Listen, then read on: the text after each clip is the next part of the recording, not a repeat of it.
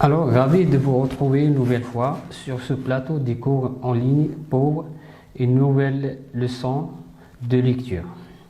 Alors, dans cette séance-là, nous allons travailler sur nous allons analyser le premier chapitre des derniers jours d'un condamné. Alors, ce cours il est destiné aux élèves de la première année baccalauréat. Concernant les compétences ciblées, on va amener l'élève à identifier l'incipit dans un roman à thèse, repérer le statut du narrateur et déceler l'énonciation dans l'incipit. Mise en situation. Situer le chapitre en question. Alors ce texte en question constitue le premier extrait de l'œuvre de Victor Hugo, Le dernier jour d'un condamné. Comme vous le savez, ce roman il est publié en 1829. C'est un extrait, le chapitre en question, c'est un extrait d'ouverture dans lequel le narrateur nous prépare à aborder l'œuvre. Il nous présente le lieu, le temps, le personnage essentiel et ses sentiments. À quel type de texte peut-on rattacher ce chapitre ? Ce texte est de nature descriptive et narrative.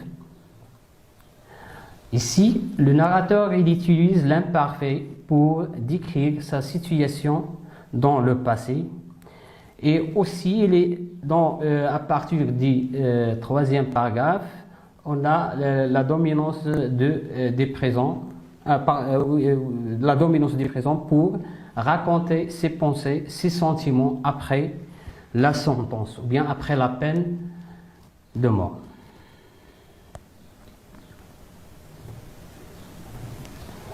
Hypothèse de lecture. Alors, dans quelle mesure peut-on considérer ce chapitre comme incipit du roman à thèse en question? Pour répondre à cette question d'hypothèse, alors on a choisi plusieurs axes pour traiter ou bien pour répondre à la question des débuts. Alors le premier axe qu'on a choisi, c'est le thème de l'œuvre. Alors dans ce chapitre, ils ont commencé par la phrase « condamné à mort », qui phrase finit par un point d'exclamation. Alors ce qu'on peut constater ou bien remarquer, c'est-à-dire dès le début, on a indication du thème de l'œuvre, à savoir condamné à mort.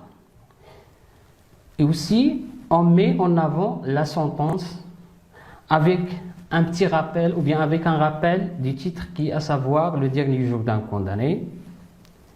Alors, comme vous pouvez le constater, alors l'expression condamné à mort, elle est répétée 3 fois dans le texte. À chaque fois avec point d'exclamation. Aussi, dans ce chapitre, on a une concentration sur le thème par l'absence d'identité des personnages. C'est-à-dire, ce personnage il se montre inconnu au lecteur. C'est-à-dire qu'il est inconnu, il n'est pas connu par le lecteur. Et aussi, on a l'absence de l'évocation des actes pour lesquels il a été condamné. C'est-à-dire qu'il est c'est-à-dire les crimes qu'il a commis pour être condamné à mort. C'est-à-dire là, on a une absence des actes, très bien, pour lesquels il est condamné à mort. Alors le thème est la peine de mort et non le jugement d'un homme. C'est-à-dire ici, le thème qui est le thème dominant ici dans ce chapitre-là, c'est la peine de mort et non le jugement d'un homme. C'est-à-dire qu'il n'est pas jugé, mais ici on parle sur la peine de mort. Le deuxième axe, l'incipit dans le roman à thèse. Alors, relever tous les éléments qui renvoient à un incipit. Alors, les éléments qui renvoient à l'incipit sont, d'abord on a le lieu. Alors, le lieu indiqué ici, c'est Bicêtre. Le temps, alors le temps ici, il est indéterminé, seulement on a maintenant et autrefois, sont des indicateurs de temps, mais on n'a pas une date ou bien une heure précise. C'est-à-dire qu'on a des indicateurs temporels indéterminés. C'est-à-dire qu'on a un temps, alors le temps ici, il est indéterminé, il n'est pas précis. Alors on a le personnage signalé par le pronom personnel je. Alors ici, dans ce chapitre aussi, on parle sur les sentiments, c'est-à-dire le narrateur exprime ses sentiments de regret à l'égard de sa vie. Très bien. Alors, repérer les lieux cités par le narrateur et indiquer leur rôle dans la progression des faits. On a alors les premiers lieux indiqués, on a Bicêtre, le théâtre et les marronniers. Les marronniers, c'est un jardin qui se trouve à Bicêtre. Et aussi, on a le cachot, la cellule, c'est-à-dire là sont des lieux en relation avec la présent. Alors, ce qu'on peut récapituler de ces lieux indiqués, alors ces endroits font évoluer, c'est-à-dire ils ont contribué à évoluer et progresser les faits ou bien les événements racontés en montrant un changement, c'est-à-dire dans l'état d'âme du narrateur, c'est-à-dire entre le passé et le présent. Alors ici, il s'agit d'un changement négatif, c'est-à-dire un changement de la liberté vers l'emprisonnement. C'est-à-dire, ce qu'on peut remarquer, c'est-à-dire qu'il y a un changement, c'est-à-dire dans les sentiments, et aussi un changement de la liberté vers l'emprisonnement. Par quel indicateur temporel ce changement dans la vie du narrateur est-il signalé ou bien est-il marqué? Alors on a autrefois, il symbolise la liberté et le bonheur. Par contre, maintenant, selon le condamné à mort, alors il signifie l'emprisonnement et la tristesse. C'est-à-dire que c'est un signe d'emprisonnement et de tristesse et du malheur. Alors, la question, cet extrait remplit-il la fonction d'incipit? C'est-à-dire à quel point alors cette fonction elle est remplie par l'extrait. Alors en général, on peut considérer ce chapitre comme incipit, quoique ou bien malgré quoique les personnages essentiels ne sont pas cités. C'est-à-dire ici, on n'a cité qu'un seul personnage, à savoir le condamné à mort. Il n'y a pas d'autres personnages. Mais malgré ça, c'est-à-dire en dépit de ça, c'est-à-dire on peut considérer ce chapitre comme incipit du roman, bien introduction, un chapitre introductif du roman. Alors le troisième axe, les personnages dans l'incipit du roman à thèse. Relevez les éléments de dénonciation dans cet extrait. Alors qui parle, ici on a le je bien le condamné à mort, avec qui, alors ici on n'a pas d'interlocuteur défini, c'est-à-dire il s'agit d'interlocuteurs ou bien destinataires qui sont indéfinis, c'est-à-dire, et aussi comment, c'est-à-dire à l'aide d'un discours qui se rapproche de leur race, c'est-à-dire et s'appuie sur un discours, alors pour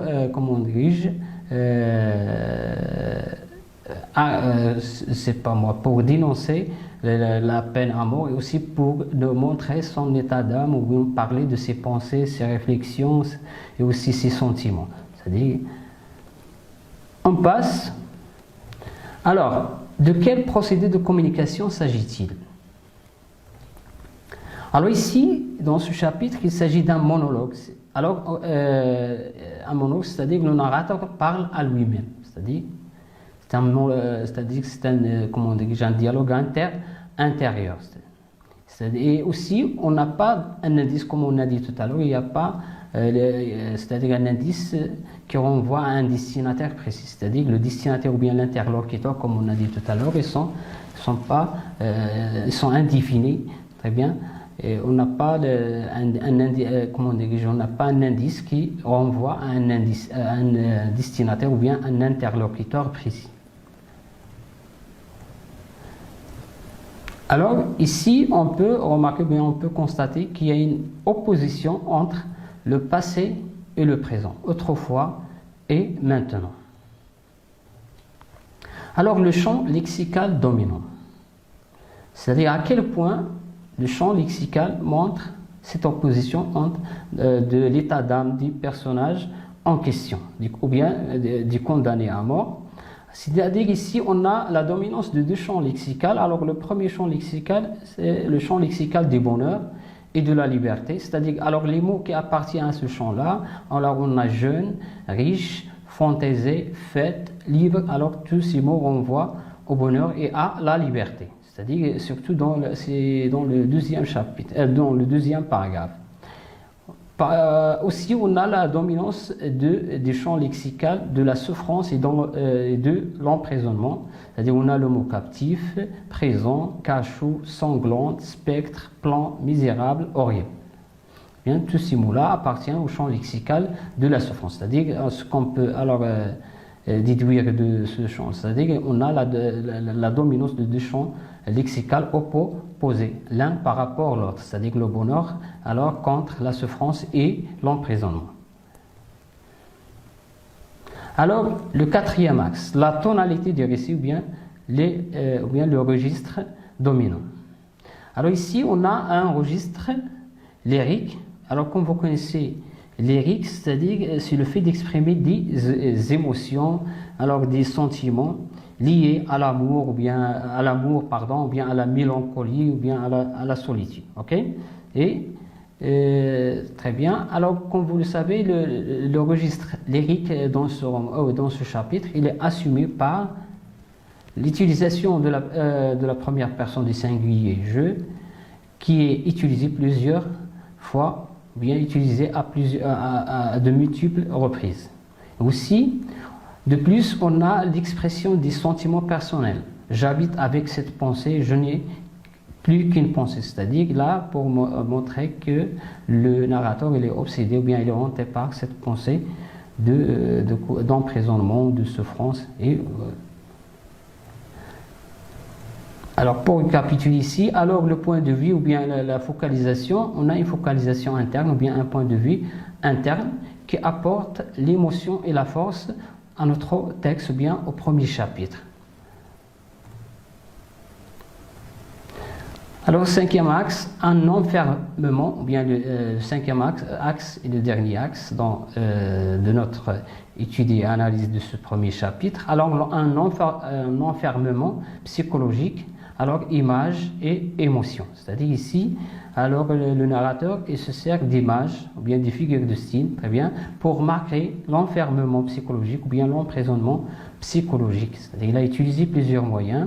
Alors ici il s'agit d'une structure circulaire du texte qui constitue une métaphore de l'enfermement des condamnés, qui commence par le condamné à mort et finit par le condamné à mort. Alors, les répétitions, bien les gradations comme on a dit dans la séance passée, c'est-à-dire la gradation, c'est une figure de style, alors qui fait partie de l'énumération.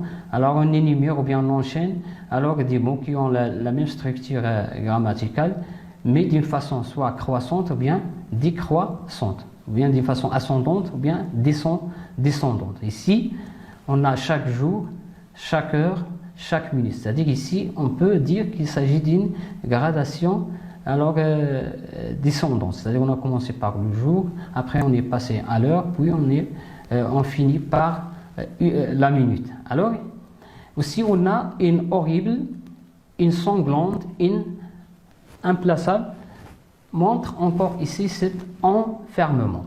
Ok? Alors ici, la même chose, c'est-à-dire qu'il s'agit d'une gradation ici, très bien, à partir des termes qui sont enchaînés.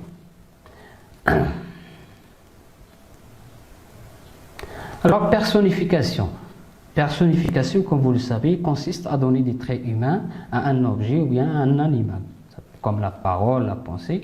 Alors la personnification dans ce chapitre-là, alors de cette pensée, une voix murmure à mon oreille, c'est-à-dire ici il y a une personnification. Alors, elle est poursuivie par l'idée de sa mort prochaine, ou bien il est obsédé, comme on a dit tout à l'heure, c'est-à-dire ça montre qu'il est toujours obsédé, toujours il est hanté par l'idée de sa mort prochaine, qui devient une obsession. Quoi que je fasse, il est toujours là, toujours la même chose ici. Là, alors, ici, alors la figure de style exprimée dans cette phrase, alors, et la personnification, c'est-à-dire l'idée de la mort, il devient comme un homme, ou je ne sais pas moi, alors qui le suivit, ou bien qui le poursuit toujours.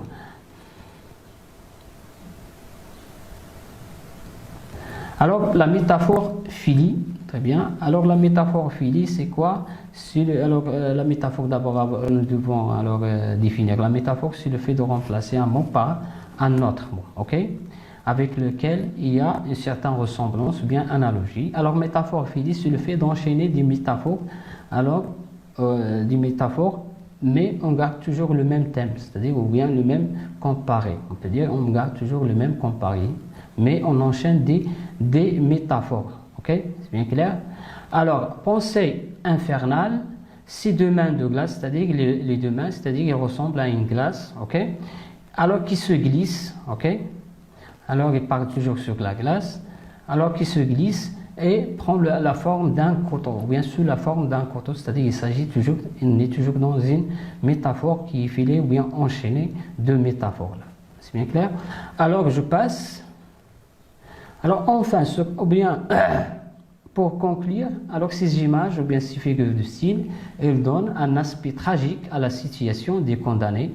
Bien, quoi que je fasse, il y a une certaine fatalité, c'est-à-dire il ne peut pas éviter, c'est-à-dire le narrateur ou bien le condamné, alors ne pourrait pas éviter cette fatalité,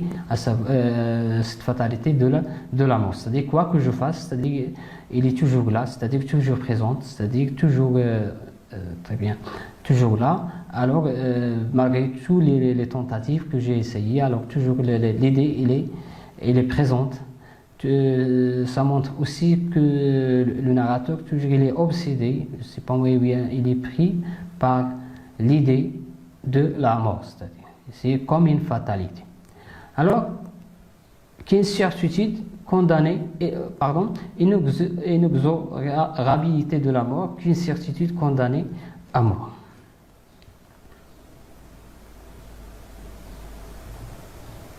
Alors, synthèse.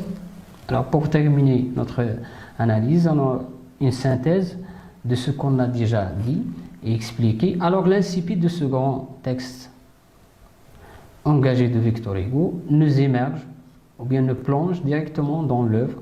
Alors, l'utilisation des registres lyriques et des points de vue internes apporte émotion et force au texte.